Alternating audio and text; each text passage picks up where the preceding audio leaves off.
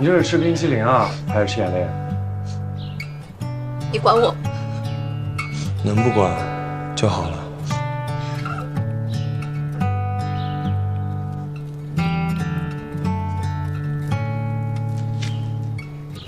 擦擦吧，丑死了。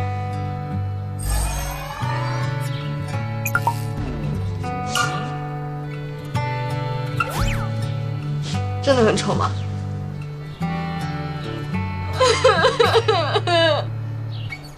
你说赵万州他是不是因为嫌我长得丑，所以才想跟我分手，才故意不联系我的？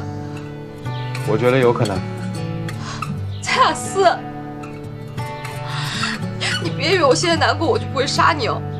其实我都知道的，你不用安慰我。我长得不是你们男人喜欢的类型，性格也不咋地。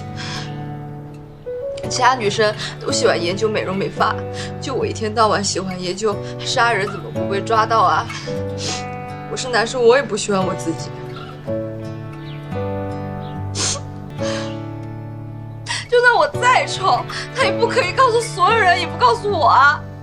我是坏人吗？我是他又丑又烦的女朋友啊！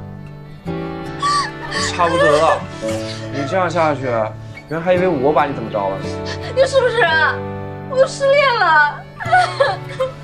要我真失恋就好了。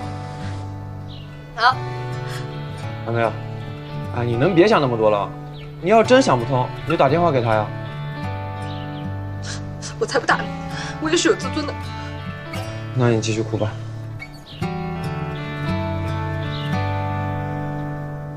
我不哭了。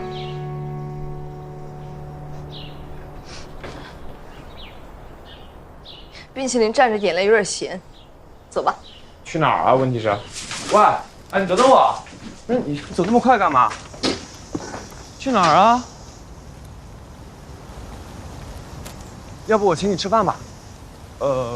或者你想干嘛也行。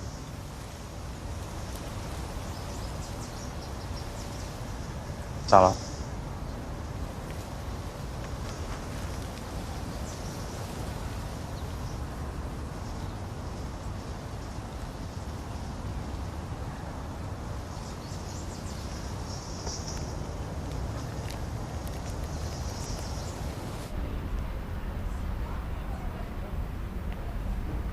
您好，您拨打的电话暂时无法接通，请稍后再拨。